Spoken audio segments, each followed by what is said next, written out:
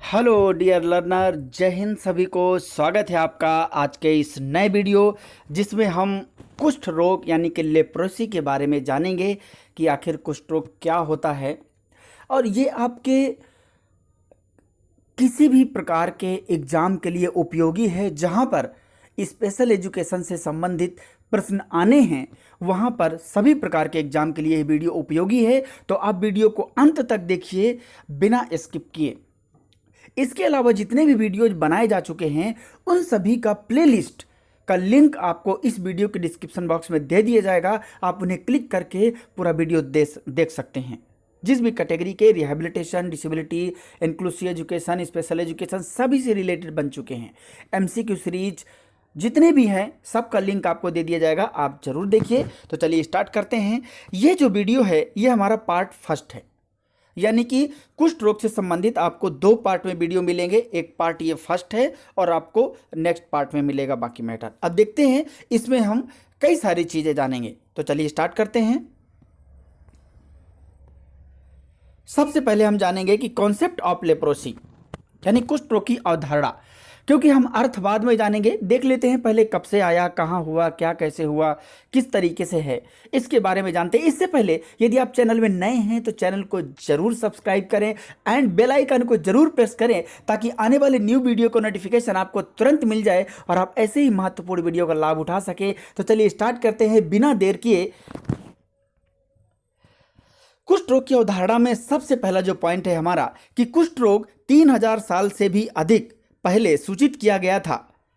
इसकी व्याख्या देवताओं के श्राप या पाप की सजा या वंशानुगत बीमारी के रूप में की गई थी। यानी ये जो कुष्ठ रोग है, लेप्रोसी है, इसको पहले हम यही मानते थे। और या यूं कहें कि केवल यही नहीं, किसी भी प्रकार की जो दिव्यांगता थी, कुछ भी होता था, उसको सब यही माना जाता था कि ये एक प्रकार का पाप है, पुराने जन्मों का या देवताओं का श्राप है, या जिसके कारण से ये सब हुआ था। पहले इसको ऐसा माना गया था, यह एक प्रकार की वंशानुगत बीमारी के रूप में की गई थी। दूसरा पॉइंट समझिए कि 1873 में जब वो हो गया पहला वाला पॉइंट, तो अब इसे देखते हैं कि 1873 में नॉर्वे के, कहाँ के, नॉर्वे के डॉक्टर गेरहार्ड हेनरिक,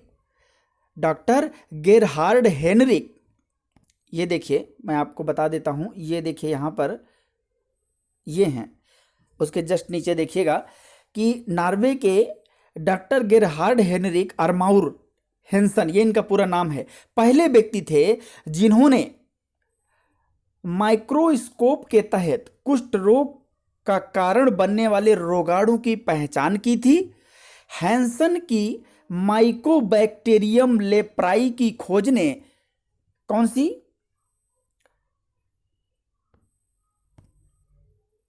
ये है माइक्रोबैक्टीरियम लेप्राई की खोज ने यह साबित कर दिया कि कुष्ठ रोग एक रोगाणु के कारण होता है, न कि वंशानुगत है और ना ही किसी श्राप से या साफ से या पाप से होने वाला रोग है। इनके रिसर्च ने या इनके जो प्रयोग ने, खोज ने ये साबित कर दिया।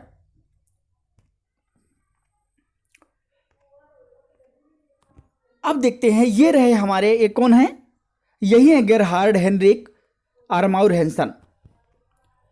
अब देखिए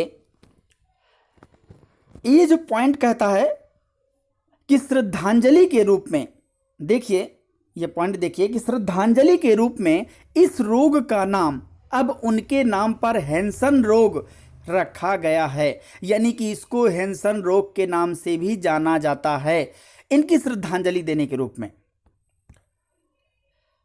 दूसरा देखिए कि हैंसेनियासिस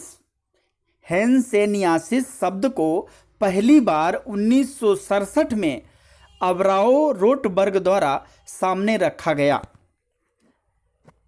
था। हैंसेनियासिस क्या है? कुष्ठ रोग का नया आधिकारिक नाम है। ये आपको ध्यान में रखना है कि कुष्ठ रोग का नया आधिकारिक नाम क्या है, हंसनियासिस, ये आपको ध्यान रखना है। और इसको किसने किया? 1967 में जो अब्राओ रोटबर्ग द्वारा सामने रखा गया। अब देखिए, एक और है कि कुष्ठ रोग को विकलांगजन अधिनियम 1995 एंड दिव्यांगजन अधिकार अधिनियम 2016 में सम्मिलित किया गया है। यह भी आपको ध्यान में रखना है, क्योंकि कुष्ठ रोग को अगर देखा जाए तो आरसीआई में भी सम्मिलित नहीं किया गया है। इसके अलावा नेशनल ट्रस्ट एक्ट 1999 में भी सम्मिलित नहीं किया गया है, और जो मेंटल हेल्थ एक्ट है या लुनासी एक्ट है, इन सब में भी ये इसके अंतर्गत बात नहीं कही गई है। तो ये हमारा इसके कॉन्सेप्ट से संबंधित बात है। अब हम जानेंगे कि मीनिंग ऑफ लेप्रोसी यानी कि कुष्ठ रोग का अर्थ। इससे पहले जो हमने जाना था कि उसकी अवधारणा क्या, यानी कैसे उसका आधिकारिक नाम पड़ा और किस किस नाम से जाना जाता है, वो इसके बारे में हमने जाना। अब जानेंगे हम मीनिंग ऑफ लेप्रोसी, कुष्ठ रोग का अर्थ, जिसके अंतर्गत आप देख सकते हैं कि लक्षण पांव और पैरों में कमजोरी और झंझनाहट के रूप में शुरू होते हैं और शरीर के ऊपरी हिस्से में फैल जाते हैं। यानी कि इसी से हम पहचान सकते हैं कि ये किस तरीके का प्रॉब्लम है। ये इसके सिम्टम्स से हम पता करते हैं, और किसी की भी पहचान हमें करनी है तो उसके लक्षणों से ही हम करते हैं। बिना लक्षणों के, बिना विशेषताओं के किसी की पहचान नहीं की जा सकती है। इसी के कारण हम कहते हैं कि ये कुष्ठ रोग है, ये विजुअल इंपेयरमेंट है या हियरिंग इंपेयरमेंट है, कुछ भी होता है। लेकिन हम यहाँ पर कुष्ठ रोग की बात कर रहे हैं तो हम इसके संबंधित बात करेंगे। और देखिए कि कुष्ठ रोग दीर्घकालिक संक्रामक रोग है जो मुख्यतः माइकोबैक्टीरियम लेप्री के कारण होता है। संक्रमण के बाद औसतन 5 साल की लंबी अवधि के पश्चात रोग के लक्षण दिखाई देते हैं, क्योंकि माइकोबैक्टीरियम लेप्री धीरे धीरे बढ़ता है। यह मुख्यतः मानव त्वचा, ऊपरी श्वसन पथ को, श्लेष्मिका, परिधि तंत्रिकाओं, आँखों और शरीर के कुछ अन्य हिस्सों को प्रभावित करता है। यानी कि हमारी जो स्किन से रिलेटेड, हमारा जो पेरिफेरल नर्व होता है, उससे रिलेटेड जो हमारा रेस्पिरेटरी ट्रैक होता है, उससे संबंधित भी ये हमें हिस्सों को प्रभावित करता है।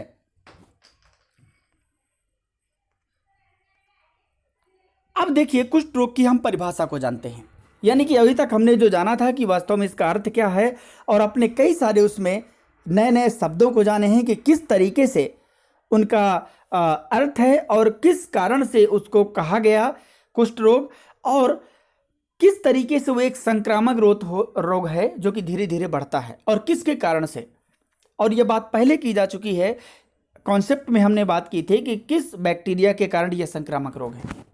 फिलहाल हम यहाँ पर परिभाषा को जानते हैं, वो है आरपीडब्ल्यूडी एक्ट 2016 के अनुसार, यानी कि rights of persons with disabilities act 2016 के अनुसार हम जानते हैं। देखिए, इसमें जो पहला लिखा हुआ है कि कुष्ठ ठीक व्यक्ति, यानी कि जो हम कुष्ठ रोग व्यक्ति कहते हैं ना, लेप्रोसी क्यूर्ड पर्सन, यानी कि कुष्ठ रोग से जो ठीक हो जाते हैं व्यक्ति, उनका अर्थ है एक व्यक्ति जो कुष्ठ रोग से ठीक हो गया है लेकिन पीड़ित है। पीड़ित क्या है, किससे है, वो हम देखते हैं। सबसे पहला है कि हाथों या पैरों में संवेदना की हानि के साथ साथ आंख और पलक में संवेदना और पैरेसिस की हानि, लेकिन कोई प्रकट विकृति नहीं है, दिखती नहीं है उस समय, लेकिन क्या होता है कि संवेदना की हानि हो जाती है। जैसे सुन्न नहीं, पैर सुन्न हो जाता है ना, ये उससे रिलेटेड है। अब कोई संवेदना ही नहीं होगा हाथों या पैरों में, तो उससे संबंधित है। दूसरा देखिए, पीड़ित किससे है, एक तो हो गया। दूसरा देखते हैं कि प्रकट विकृति और पैरेसिस, लेकिन उसके हाथों और पैरों में पर्याप्त गतिशीलता होने के कारण वे सामान्य आर्थिक गतिविधियों में संलग्न हो सकें। इसमें ये कर सकते हैं। प्रॉब्लम तो होती है, लेकिन इसमें ये क्या है, पर्याप्त गतिशीलता कर सकते हैं सामान्य आर्थिक गतिविधियों में। तीसरा देखिए कि अत्यधिक शारीरिक विकृति के साथ साथ उन्नत आयु जो उसे किसी भी लाभकारी व्यवसाय को करने से रोकती है, और अभिव्यक्ति को भी कुष्ठ रोग का तदनुसार अर्थ लगाया जाएगा। यानी कि जो भी व्यक्ति काम करता है, क्योंकि जब शारीरिक रूप से अगर विकृति हो जाती है और जो हमारी आयु होती है उसमें बढ़ोतरी होने के साथ साथ वो किसी भी तरीके का व्यवसाय नहीं कर पाता है, क्योंकि जो उंगलियां होती हैं वो नष्ट हो जाती हैं, उनमें नुकसान हो जाता है, गल जाती हैं, जिसके कारण से ये सारी समस्याएं आती हैं। तो ये आरपीडब्ल्यूडी के अनुसार परिभाषा है। अब हम देखते हैं कुष्ठ रोग के प्रकार या वर्गीकरण। यानी कि अभी तक हमने कॉन्सेप्ट को जाना, अर्थ को जाना, परिभाषा को जाना, अब हम उसके टाइप्स को देखते हैं, जिसमें WHO के अनुसार, वर्ल्ड हेल्थ ऑर्गेनाइजेशन, लेप्रोसी को 2 भागों में बांटा गया है। ये बात आपको ध्यान में रखना है। ये किसके अनुसार है? WHO के अनुसार हम पढ़ रहे हैं। अब ये देखिए, पहला क्या है? फॉसीबैसिलरी। फॉसीबैसिलरी ये पहला है टाइप्स इसका। इसमें इन्होंने 2 बातें कही हैं कि इसके अंतर्गत, इस प्रकार के अंतर्गत 5 या उससे कम त्वचा के घाव, यानी कि जो हमारा स्किन होता है उसमें जो घाव होता है, जो मतलब लेजियंस होते हैं, उनमें क्या है 5 या उससे कम, यानी कि या तो 5 घाव होंगे या तो उससे कम होंगे, तो हम इसको फॉसीबैसिलरी कहते हैं। दूसरा बी ऑप्शन में क्या कहता है कि त्वचा में कोई बैक्टीरिया नहीं है, यानी कि नो बैक्टीरिया इन स्किन। ये इसका पहला प्रकार है अकॉर्डिंग टू WHO। दूसरा देखिए क्या कहता है कि मल्टीबैसिलरी लेप्रोसी की बात करता है। इसमें पहला ए ऑप्शन क्या है कि 5 या अधिक त्वचा के घाव, यानी 5 घाव होंगे या तो फिर उससे अधिक भी हो सकते हैं। और दूसरा बी क्या है कि त्वचा में बैक्टीरिया मौजूद रहते हैं। ये आपको ध्यान में रखना है। ये था आपका पहला, ये था आपका दूसरा। तो ये भी शो करते हैं कि किस तरीके से इसके टाइप्स हैं। इसके अलावा देखिए, नोट करके एक लिखा हुआ है कि note clinically leprosy is classified into 5 types, यानी कि चिकित्सीय रूप से या क्लिनिकली रूप से जो लेप्रोसी है, कुष्ठ रोग है, उसको क्लासिफाइड किया गया है 5 प्रकार में। कौन कौन सा? Tuberculoid, borderline tuberculoid, mid borderline lepromatous and lepromatous. ये 5 प्रकार के हैं। इनमें चिकित्सीय रूप से है कि किस तरीके के किस समय लक्षण दिखाई देते हैं, किस समय नहीं देते हैं, किस स्तर के हैं, तो ये उससे संबंधित है। तो ये आज का जो हम पहले पार्ट में इतना ही सीखेंगे कि उसका हिस्ट्री क्या है, यानी कि कॉन्सेप्ट क्या था, उसका अर्थ क्या था, उसकी परिभाषा क्या थी, एंड उसके टाइप्स क्या हैं। और भी इनको आप जो क्लिनिकली हैं, ज़्यादातर जो WHO के अकॉर्डिंग हैं वो ये हैं ऊपर के 2, और बाकी क्लिनिकली रूप से 5 प्रकार के हैं जो आपको नीचे दर्शा दिए गए हैं। तो आई होप कि ये वीडियो आपको पसंद आया होगा। आप कमेंट करके ज़रूर बताएं कि कैसा लगा। बाकी जितने भी डिसेबिलिटीज़ बची हैं उन सब के थ्योरी रिलेटेड वीडियोस भी आपको मिलेंगे, तो चैनल में ज़रूर बने रहिए और दोस्तों को शेयर ज़रूर करें। तब तक के लिए जय हिंद। मिलते हैं इसके दूसरे पार्ट में। Thank you so much. बहुत बहुत धन्यवाद सभी का।